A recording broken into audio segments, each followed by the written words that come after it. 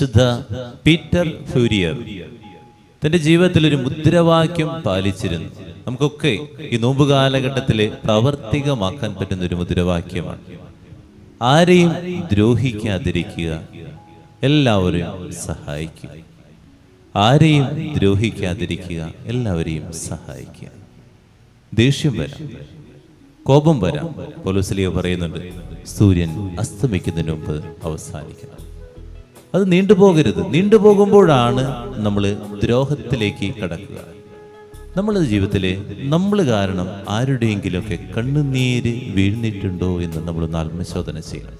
കഴിഞ്ഞ ദിവസം കള്ളപ്പണത്തിൽ പിടിക്കപ്പെട്ട ഒരു വ്യക്തിയെക്കുറിച്ച് മണികണ്ഠൻ പേപ്പറിൽ പരസ്യം വന്നു.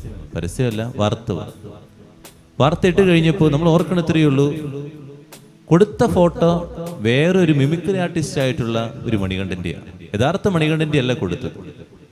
അതിനുശേഷം ആള് വാട്സപ്പിലൂടെയും ഫേസ്ബുക്കിലൂടെയൊക്കെ ലൈവ് വന്ന് ഞാനല്ല, അതിനെതിരെ കേസൊക്കെ കൊടുത്തിട്ടുണ്ട്. എന്നാൽ നമ്മളത് ചിന്തിച്ച് നോക്കണം. ഈ വാർത്ത ലോകം മുഴുവനും വായിച്ചു. എന്നാൽ സത്യാവസ്ഥ എത്ര പേര് അറിയുമെന്നുള്ളതാണ്. കുറച്ച് പേരെ അറിയുള്ളൂ. ഇതാണ് സത്യം, കുറച്ച് പേരെ അറിയുള്ളൂ. ഇപ്പോൾ നടക്കുന്ന കാര്യം അതാണ്. നമ്മളും ഇതുപോലെ നമുക്ക് ദേഷ്യം വരുന്ന വ്യക്തികളെ കുറിച്ച് എന്തെങ്കിലുമൊക്കെ ഇങ്ങനെ നമ്മൾ പുറപ്പെടുവിച്ച് വിടും. അത് കഴിയുമ്പോൾ അടുത്ത ആള് ഇത്തിരികൂടി ചേർത്ത് കൂടുതലാക്കി, അടുത്ത ആള് ഇത്തിരികൂടി ചേർത്ത് കൂടുതലാക്കി, ഇങ്ങനെ കൂട്ടി കൂട്ടി കൂട്ടി ഒരു ഉറുമ്പിനെ കൊന്നുണ്ടാവുള്ളൂ. ചിലപ്പോൾ അവസാനം വരുന്ന ആള് പറയും മനുഷ്യനെ തന്നെ കൊന്നു എന്ന് തന്നെ പറഞ്ഞുകൊണ്ട് അവസാനിപ്പിക്കും. പിന്നെ സത്യം എന്താണെന്ന് ആരും ചിന്തിക്കില്ല.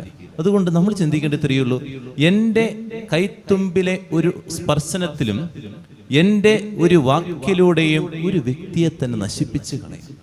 നമുക്ക് ഈ വാട്സപ്പിലൊക്കെ കുറേ സാധനങ്ങൾ വരുന്നുണ്ട്.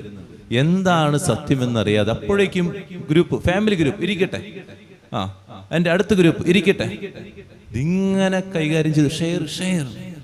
നിങ്ങൾ ഷെയർ ചെയ്യുന്നത് ഒരു വ്യക്തിയുടെ ജീവിതം കൊണ്ട് നശിപ്പിക്കുന്നതാണോ എന്ന് ആത്മശോധന ചെയ്യണം.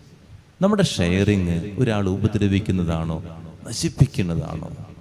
അതുകൊണ്ട് ഈ മുദ്രാവാക്യം, ആരെയും ദ്രോഹിക്കാതിരിക്കുക, എല്ലാവർക്കും നന്മകൾ ചെയ്യുക.